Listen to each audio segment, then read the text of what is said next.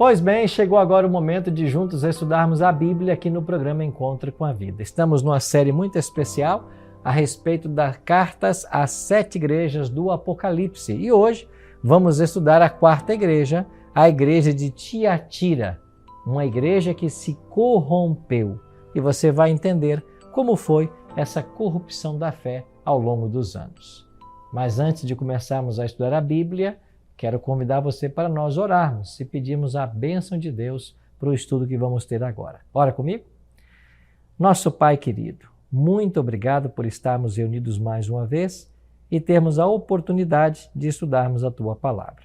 Suplicamos que o Teu bom e Santo Espírito esteja conosco, abrindo nossa mente à compreensão e o nosso coração à aceitação da Tua Palavra. É a nossa oração, em nome de Jesus. Amém.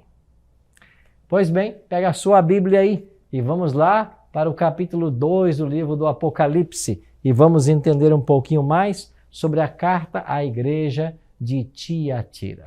Antes, porém, você se lembra dessa foto?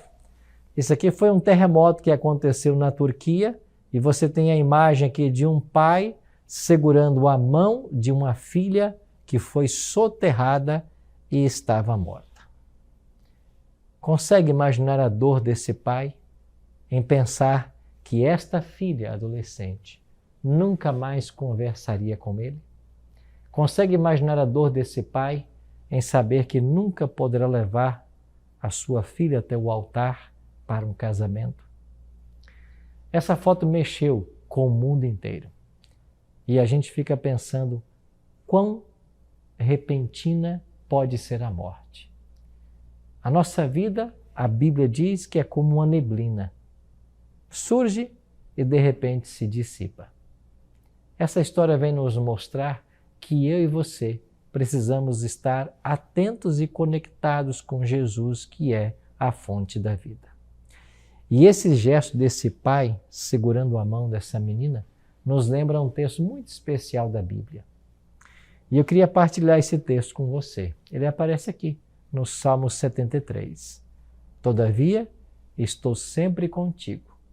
Tu me seguras pela minha mão direita. É isso que Deus faz.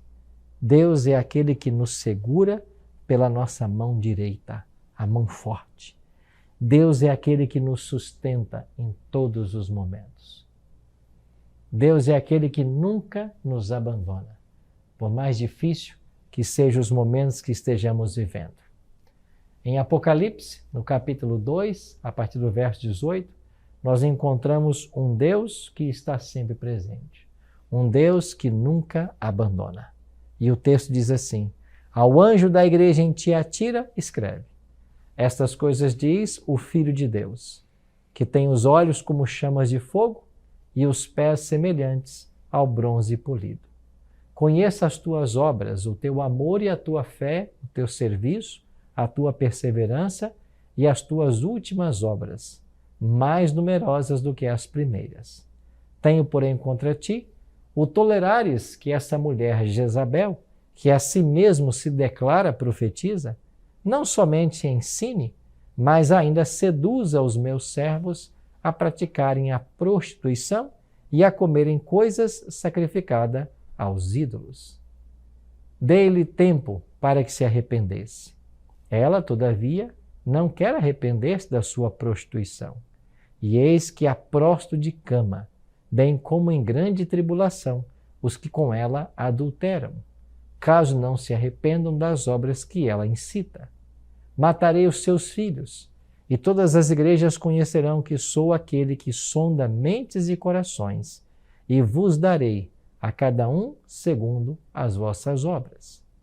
Digo, todavia, a vós outros, os demais de Tiatira, a tantos quantos não têm essa doutrina e que não conheceram, como eles dizem, as coisas profundas de Satanás. Outra carga não jogarei sobre vós. Tão somente conservai o que tendes, até que eu venha.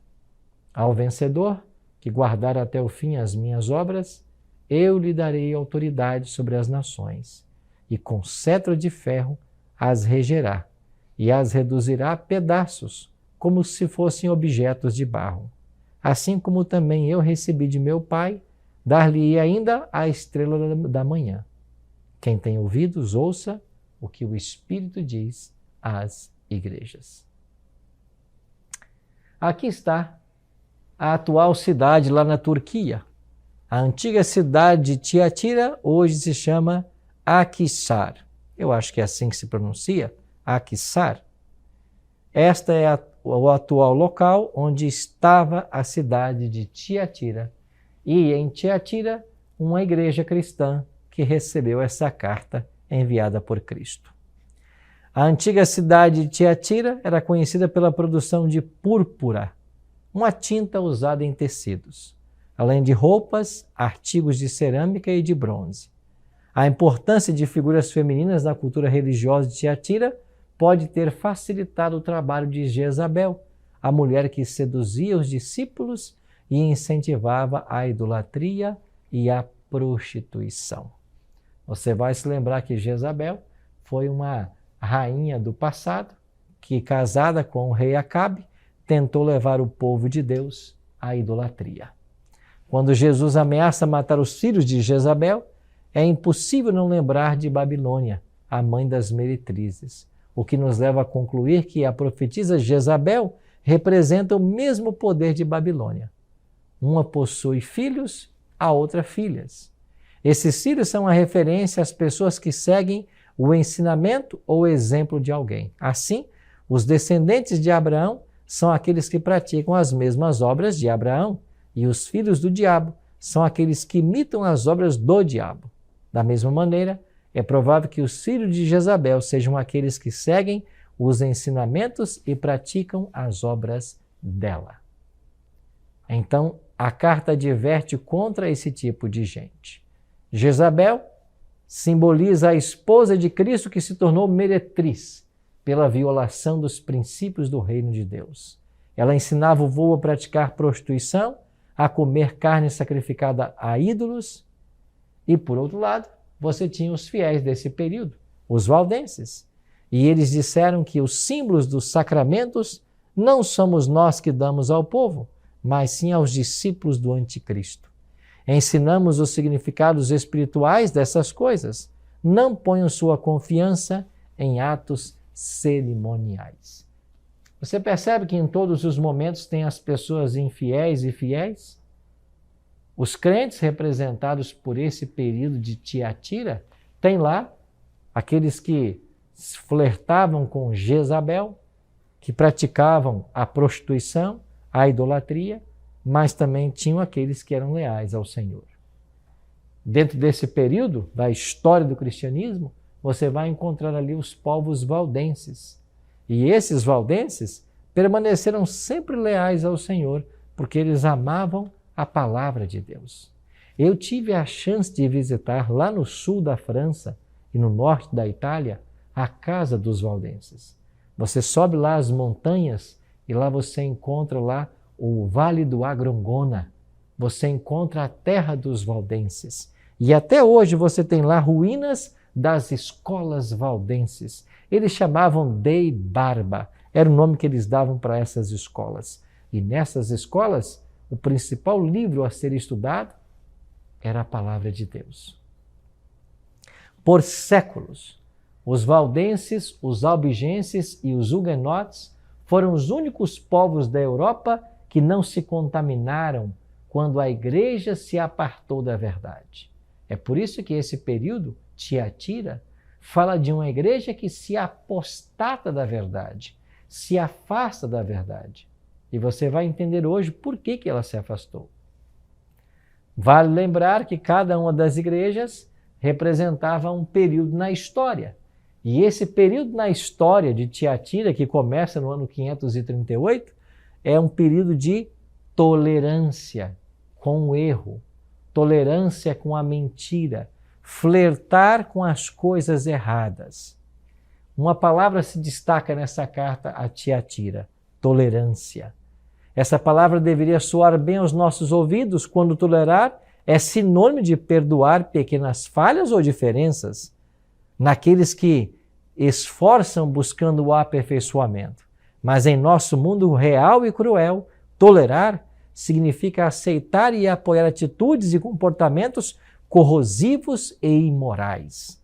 Somos facilmente rotulados de intolerantes e preconceituosos quando nos negamos a aceitar condições que ferem nossos princípios, e foi por causa dessa tolerância ao pecado que a igreja do período de Tiatira se corrompeu.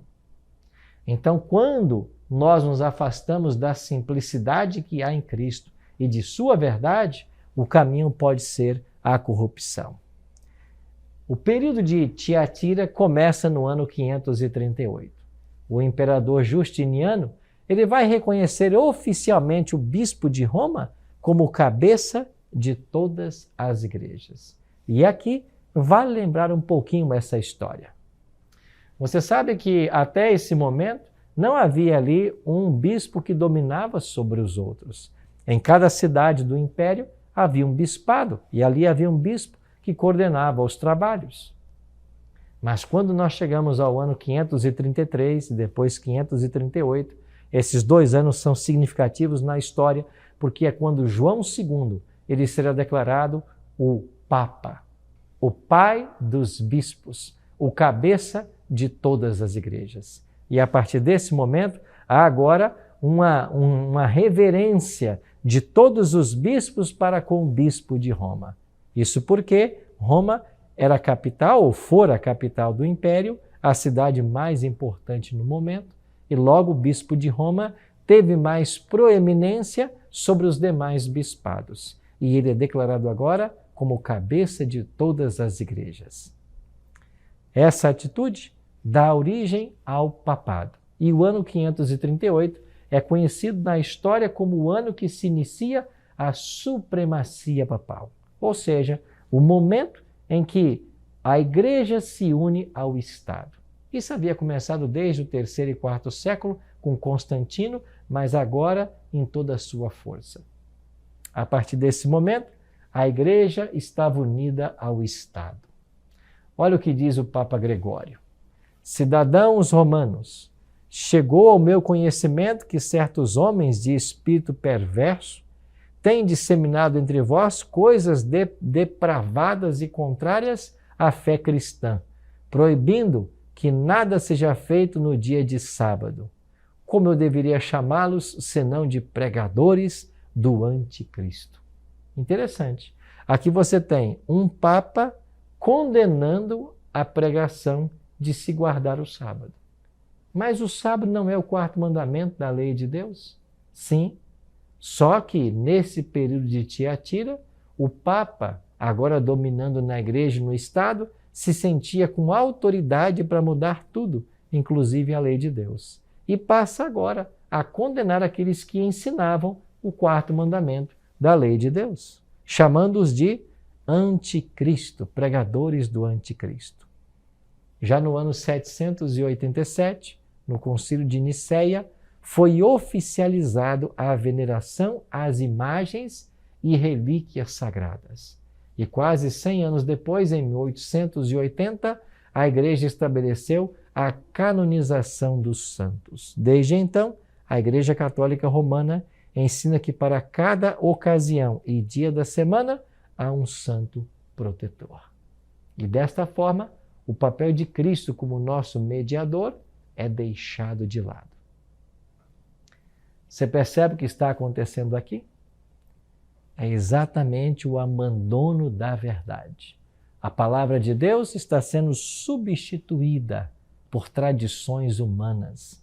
E os apóstolos e outros homens que morreram são colocados agora como mediadores, como protetores, inclusive a própria Virgem Maria. Não existe nenhum texto na Bíblia falando que Virgem Maria foi ressuscitada, ressuscitou, foi para o céu. Não existe na Bíblia essa informação, mas foi colocada como um evento certo que ela ressuscitou e podia mediar pelos homens agora. É claro que sem nenhum texto da Bíblia para tal afirmação. Dessa maneira, a igreja foi abandonando a palavra de Deus e crendo em dogmas, tradições que os homens foram inventando. É por isso que essa igreja é falada uma igreja do período da apostasia, uma igreja que se afasta da verdade. Mas há um outro detalhe interessante que aparece nessa carta. Olha o que diz o Concílio de Toulouse, em 1229. Aos leigos não é permitido adquirir os livros tanto do Antigo quanto do Novo Testamentos. Ou seja, como uma pá de cal para sepultar a autoridade da Bíblia, se proibiu aos leigos, aos membros da igreja, o acesso às Escrituras Sagradas. Você deve se lembrar que em anos passados, mesmo no Brasil, a missa era celebrada em latim e as pessoas que iam até a missa em busca de Deus, em busca da palavra, em busca de conforto, nada entendiam do que estava sendo dito. A igreja, ela tentou ocultar as verdades da Bíblia das pessoas.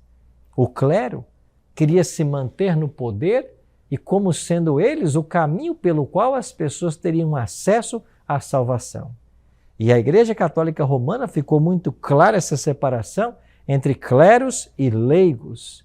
E o clero como uma posição mais alta e os leigos dependentes completamente do clero. Bom, isso não é bíblico. Não existe essa hierarquia na Bíblia, até porque as pessoas que são chamadas para liderar a igreja, como os apóstolos, profetas, diáconos, eram os que deveriam servir a igreja. Eles estavam na mesma posição, mas deveriam, por exemplo e preceito, servir as pessoas e não se tornar um caminho para a salvação, ou muito menos ter autoridade sobre elas. Você percebe o quão distante às vezes nós vamos da verdade bíblica? Mas não se esqueça, Deus tem filhos sinceros em todas as igrejas, em todos os momentos da história. E mesmo diante desses arrombos do papado, dessas pretensões, dessas tradições que destoavam com a Bíblia, Deus sempre teve gente fiel em todas as religiões, em todas as igrejas. E é claro que não foi diferente nos dias de Tiatira. Deus tinha lá os seus fiéis. Pessoas que estavam dispostas mesmo a morrer pelo Evangelho de Cristo. E de fato, ao longo da supremacia papal que durou 12 séculos, do ano 538 até 1798, milhares de cristãos perderam suas vidas. Por amor à verdade, por amor ao Evangelho. Voltemos então a essa carta e vejamos o que mais aconteceu distanciando os crentes da verdade. O quarto concílio de Latrão, realizado em 1215, instituiu o modelo de confissão auricular, anual e obrigatório. A doutrina da confissão auricular, ela é contrária à Bíblia, porque ela tira Cristo do seu papel de mediador e tenta colocar o sacerdote. Alguns anos atrás eu estava lá, dentro da Basílica de São Pedro, no Vaticano, e de repente um sinal foi dado e vários confessionários foram abertos e as pessoas faziam fila para entrar dentro desses confessionários e confessar seus pecados aos sacerdotes. A doutrina da confissão auricular é mantida pela Igreja Romana hoje, ensinando-se que o sacerdote tem o poder de perdoar pecados. Amigos, a Bíblia ensina que só Cristo tem o poder de perdoar pecados. Você quer ter o seu pecado perdoado? Você precisa ir a Cristo. João, na sua primeira carta, capítulo 2, verso 1, ele escreveu assim: Filhinhos meus, estas coisas vos escrevo para que não pequeis. Todavia, se alguém pecar, temos um advogado junto ao Pai, Jesus Cristo, o justo. Meu prezado irmão, minha prezada irmã, se você está buscando o perdão de Deus, não busque o sacerdote, não busque o pastor, não busque o bispo, não busque o padre, não busque o missionário. Busque a Jesus. Ele é o teu intercessor junto ao Pai. Ele é o teu advogado. É isso que a palavra de Deus ensina. Cristo é Deus homem. Por sua divindade, ele está unido ao Pai. por sua humanidade, ele está unido à humanidade, ao ser humano. Ele é esse elo que pode nos religar ao Pai. Então, se você está precisando de perdão, você busque a Cristo, não um confessionário. Busque a Cristo, não um líder religioso. É verdade que nós, líderes religiosos, podemos aconselhar as pessoas, podemos ajudá-las, mas o perdão, quem concede só é Deus. E o perdão tem que ser buscado em Deus e não em ser humano, porque todos nós somos falhos, todos nós somos pecadores e indignos. Nós carecemos é de Cristo, esse advogado que nunca falha. Por isso, não se engane com aquilo que muitas vezes é ensinado. No ano 1233, foi instituída a Santa Inquisição. Ficou em vigor até o século XVIII, causando horrores e exterminando milhões de pessoas inocentes. Eu viajei algumas vezes à Europa e lá você, por exemplo, vai até a cidade de Constança, na Alemanha, e ali nessa cidade, que foi o palco do Concílio de Constança dos anos 1414 a 1418, você tem ali o local exato onde foi queimado os grandes heróis da fé, John Hus e Jerônimo de Praga, queimados em praça pública por amarem a palavra de Deus e não aceitarem os dogmas do catolicismo. Milhares de pessoas perderam suas vidas. A verdade de Deus foi abandonada. A igreja de Tiatira é uma igreja que se apostatou da verdade. Por quê? Porque os ritos, as tradições, os dogmas foram para dentro da igreja e ocuparam o lugar da Bíblia. A Bíblia perdeu o seu lugar central e esse é o grande problema do cristianismo hoje. Porque nós temos muitas igrejas que se dizem cristãs, que se reúnem todos os dias às vezes, mas esse livro não é aberto, esse livro não é estudado. E como que as pessoas conhecerão o certo e o errado se não estudam a Bíblia? Eu posso estar falando para alguém agora que está acostumado todo dia a ir para a igreja. Você vai todo santo dia para a igreja, mas você não conhece nada de Bíblia. Bom, e se você não conhece nada de Bíblia, como que você pode ser alimentado espiritualmente? Como que você pode estar se preparando para ir para o céu se você não conhece nada de Bíblia? Você percebe o problema que permanece até os dias atuais? O problema de Tiatira não acabou no passado, na Idade Média. Ele continua hoje. Igrejas que não ensinam a verdade, igrejas que não ensinam a Bíblia. Mas há uma mensagem para Tiatira. O paralelo nos selos da igreja de Tiatira é o quarto selo. E é dito no capítulo 6 que quando o cordeiro abriu o quarto selo, ouviu a voz do quarto ser vivente dizendo: vem. E olhei e eis um cavalo amarelo. E o seu cavaleiro sendo este chamado Morte, e o inferno o estava seguindo. E foi-lhe dada autoridade sobre a quarta parte da terra para matar a espada, pela fome, com a mortandade e por meio das feras da terra. Se na abertura do primeiro selo veio um cavalo branco, o segundo selo um cavalo preto, o terceiro selo um cavalo vermelho, o segundo cavalo vermelho e o terceiro preto, agora vem um cavalo amarelo. Na língua grega é a palavra chloros. Essa palavra chloros ou chloros é a ideia de pálido, de seco. Esse cavalo fala de uma sequidão espiritual que rondou a igreja nesse período. Essa palavra chloros é a mesma usada por uma substância desinfetante dos nossos dias, o cloro. E uma pequena quantidade é capaz de purificar reservatórios de água e purificar até tecidos. A verdade havia empalidecido, perdeu sua cor. A morte trazida por esse cavaleiro reinou durante todo esse período sombrio da história. Mas Deus tinha seus fiéis. E lá no dia 31 de outubro de 1517, quando Martinho Lutero fixou na porta do castelo de Wittenberg as 95 teses contra a venda de indulgências,